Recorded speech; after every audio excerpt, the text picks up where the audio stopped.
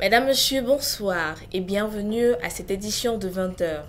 Pour les titres, à l'ère de la digitalisation des services financiers, la zone ouest africaine accélère sa stratégie régionale financière.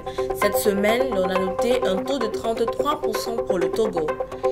Coup d'envoi de la semaine mondiale de l'entrepreneuriat. Le génie féminin est boosté.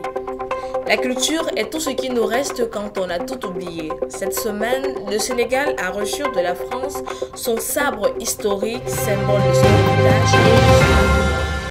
C'est tout pour les titres et suite au développement. Madame, Monsieur, une fois de plus, bonsoir et bienvenue à cette édition de 20h. Unica que, bonsoir. Bonsoir Laurel Chakonte. Good evening and welcome to this bilingual news edition. In finance, especially concerning financial inclusion, the West African Economic and Monetary Union is in fast-track mode. The zone decided to accelerate the regional strategy of financial inclusion. This week, the current rate of use of electronic financial services has reached 33% in Togo. This information appears while the Central Bank of West African States is celebrating the second edition of the Financial Week inclusion. Apart from bank posts, new ways like mobile banking, mobile money, and cryptocurrency are valued. Our report will tell us more about this digitalization of financial services. In the era of digitalization of financial services, marked by the development of new products such as cryptocurrency, Africa has not remained a part of this innovation. The current rate of use of electronic financial services, generally rising in the West African Economic Monetary Union, has reached 33% in Togo, announces Kosi Tenu, National Director of the Central Bank of West African States. This information then appears as the West African Zone celebrates from November 18 to 23, 2019, the second edition of the Week of Financial Inclusion. More than 250 experts taking part in this event in Senegal will discuss the challenges of digitalizing financial services, the risks associated with the use of new financial technology, and consumer protection measures. Thus, this dialogue will be able to establish a progress in the regional financial strategy of the sub-region. In economy, entrepreneurship might be difficult, but essential for economic growth and development. Cameroon celebrates with the international community the Week of Entrepreneurship in Yaoundé. This week, the event took place under the direction of some ministers. They gave an importance to women entrepreneurship. Women contribute more and more to the development of the continent. Listen to this report. Cameroon celebrates with the international community the World Entrepreneurship Week from the 18th to the 22nd of November 2019 in Yaoundé. This event was under the direction of Asil Basileken, Minister of Small and Medium-Sized Enterprise, Social, Economic and Craft, and also the Minister of the Advancement of Women and the Family, Mrs. Catherine Abena Ondwa. Based on the topic undertaken together to build our emergence, the main objective is to cultivate within the population the spirit of initiative or enterprise to stimulate economic activity in order to achieve our development strategy.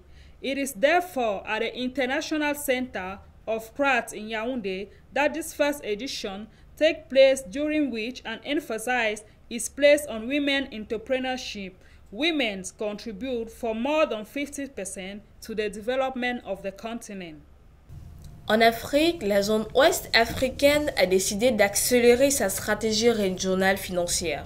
Au Togo, le taux d'utilisation actuel des services financiers électroniques est en hausse. Cette semaine, la Banque centrale des États de l'Afrique de l'Ouest ouvre la deuxième édition de la Semaine de l'inclusion financière. Suivant ce reportage. Selon Kossi Teno, directeur national de la Banque centrale des États de l'Afrique de l'Ouest, le taux d'utilisation actuel des services financiers électroniques, généralement en hausse dans l'espace d'Union économique et monétaire ouest-africaine, s'est établi au Togo à 33%, un taux qui marque la hausse par rapport à l'année dernière.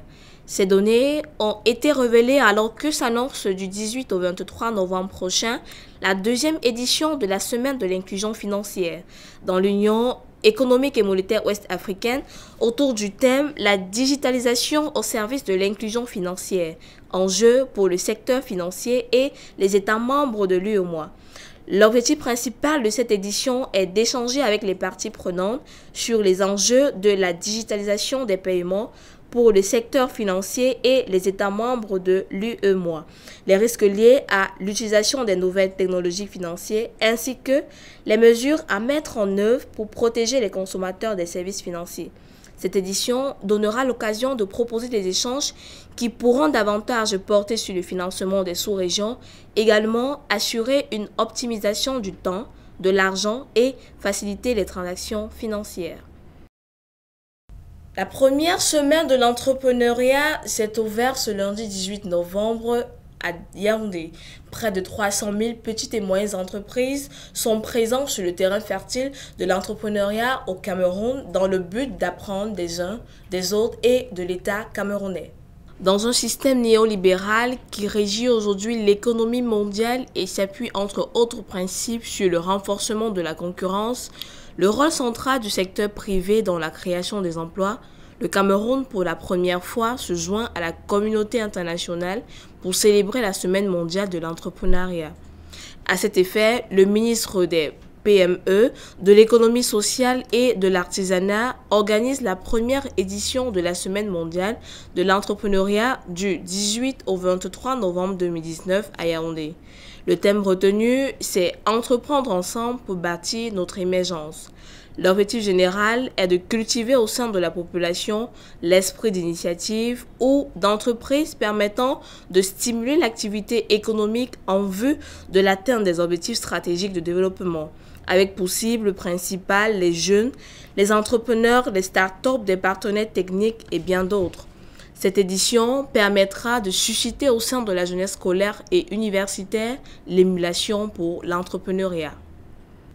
In culture, a country which does not know his culture might find difficult to bring up his development. On the 18th of November 2019, France returned to Senegalese the symbol of joy, happiness, culture, and patrimony.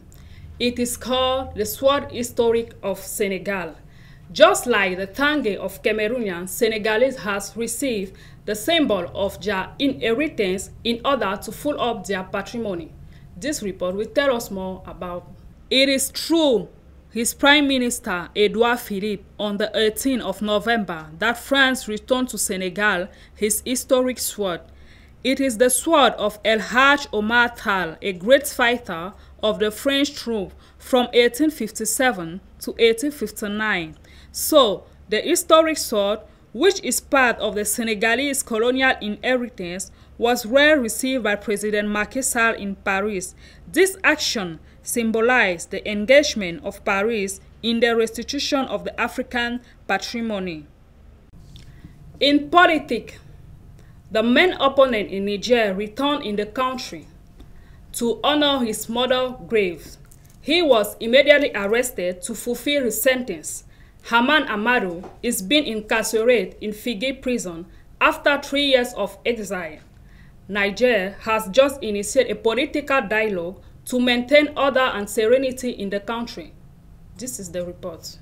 The former president of the National Assembly and Nigerian main opponent, Haman Amadou, was immediately incarcerated at Filinge prison in the west of Niamey. After 3 years in exile, he came back in Niger to take a time to honor his mother's grave.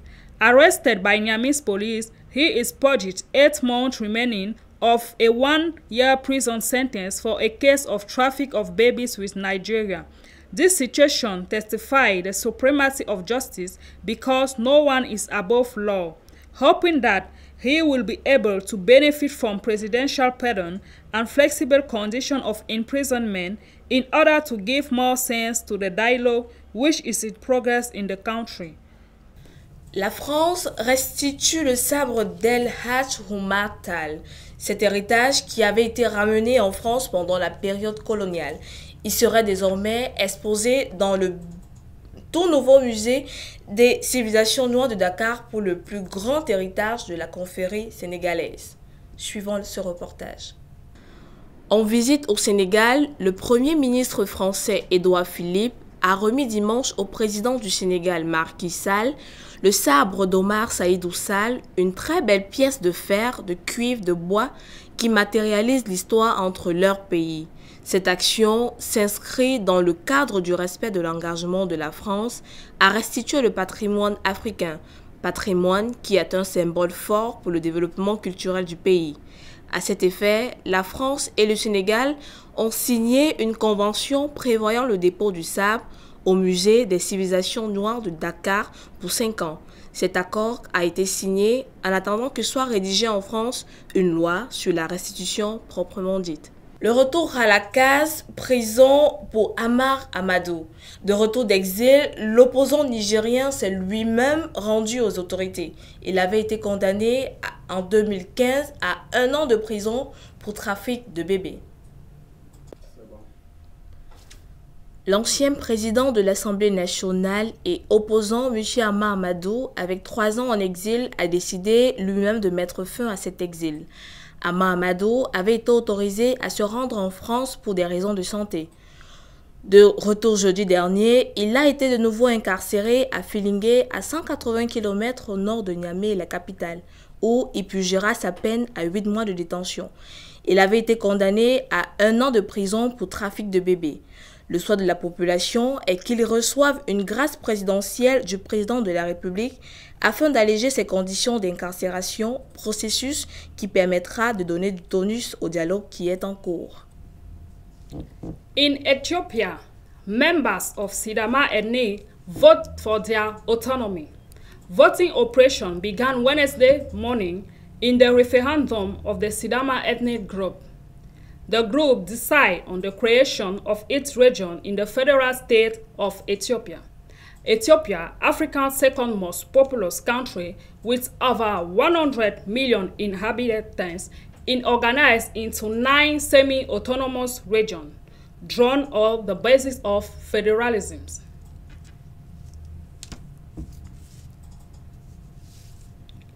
In Congo, humanity is celebrating the 13th anniversary of the Convention on the Child Rights and the 30th anniversary of the Universal Declaration of the Rights of Children. Seminars, conference, debates, fun activities, public authorities, and United Nations institutions will still work hard to claim and promote the right of the child. The country honors Micheline Potignon-Gondo. The celebrate women will leave a precious legal inheritance to Congolese child. The law she proposed and defended to the National Assembly. En Éthiopie, les membres de l'ethnie Sidama votent pour leur autonomie. Les opérations de vote ont débuté dans le calme mercredi matin à l'occasion du référendum de l'ethnie Sidama qui doit se prononcer sur la création de sa propre région au sein de l'État fédéral éthiopien. L'Éthiopie, deuxième pays le plus peuplé d'Afrique, avait plus de 100 millions d'habitants et actuellement repartie en 9 régions semi-autonomes désignées sur les bases d'un fédéralisme ethnique. Au Congo, l'humanité célèbre ce 20 novembre le 30e anniversaire de la Convention relative aux droits de l'enfant et le 30e anniversaire de la Déclaration universelle des droits de l'enfant. Séminaires, conférences, débats, activités ludiques, ONG, pouvoirs publics et institutions onusiennes doubleront encore d'ardeur pour revendiquer ou faire la promotion des droits de l'enfant. Le pays donne hommage à Micheline Potignon-Gondo, cette célèbre femme qui est entrée dans l'histoire pour avoir légué un précieux héritage juridique aux enfants congolais. La loi qu'elle proposa et défendit à l'Assemblée nationale durant ses 2 mandats. Mesdames, Messieurs, c'est tout pour cette édition. Merci de nous avoir suivis et bonne suite de programmes sur Frika TV. Thank you to listen to us. We wish you well suite of program on Frika TV.